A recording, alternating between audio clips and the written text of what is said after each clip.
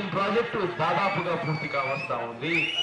ప్రతి రైతు సోదరుడు కూడా ప్రాజెక్టు రైతు చూసినప్పుడు ఆ చిరునవ్వులతో పాటు జ్ఞాపకం వచ్చే వ్యక్తి పేరు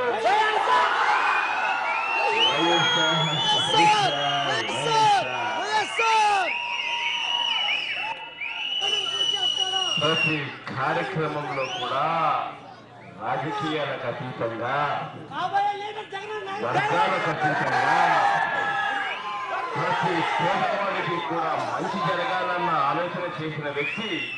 అంతెందుకు ఇవాళ నాకు మేకపిల్లలు తీసుకొచ్చి నా ముందర నాకు మేకపిల్లలు తీసుకొచ్చి నాకు ఇచ్చారు.